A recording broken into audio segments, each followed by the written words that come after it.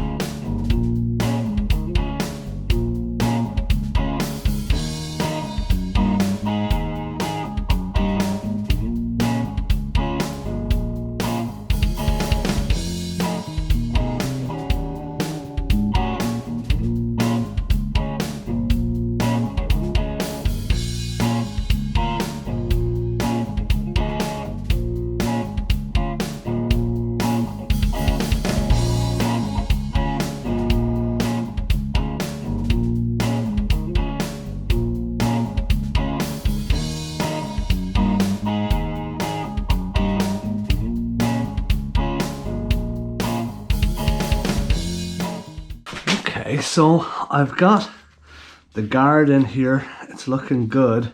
If you notice, I've kind of trimmed it so that it follows the contour of the frame. So my hope is that once this is in place, and then we've got the oil tank on here with the side cover, and the other side then you've got likewise, you have the cover on this side as well.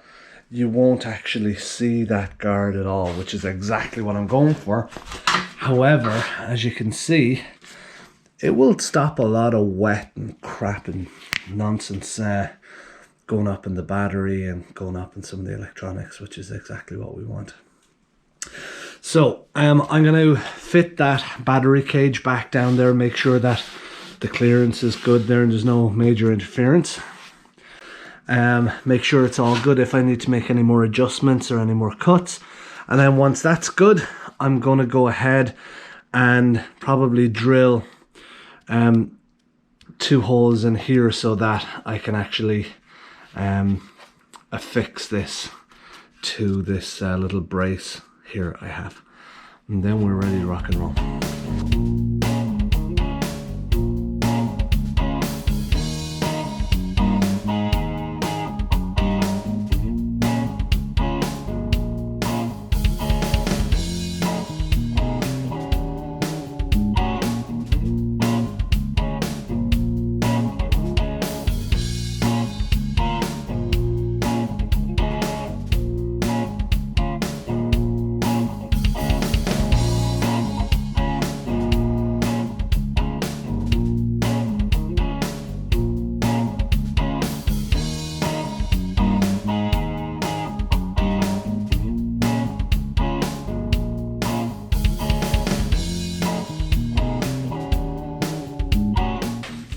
Okay, so that's not looking too bad. We've got everything, nice fit. This will create some nice protection from the rain and things coming off the tire. So now when I'm out later on, I'll get some hardware for that. I drilled it out a little oversized. So because when it gets powder coated, it'll coat it a little bit. So the hardware I'll get will be a little smaller to allow for that. Doesn't need to be very substantial because it goes into these little slides down here, and even as it is, it doesn't hold take an awful lot to hold it there. So what I'll do is yeah, just very light hardware there to kind of hold it, not adding, because I've been adding a lot of weight to the bike. I guess I took a lot of weight off, so when I say I'm adding a lot of weight, it's mostly the seat, that steel piece under the seat I'm weary of. But to be honest, the seat is still massively lighter than the original seat. The original seat was like that thick. Whoops. Was like that thick and that long. It was a bit of a beast.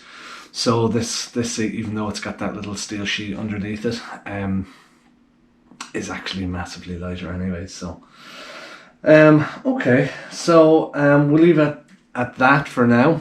Yeah, we'll take next time, we'll take a little look at the mud guard and go from there. Alright, well, thanks for tuning in. Don't forget to subscribe, comment, hit the old bell, and yeah, we'll see you soon.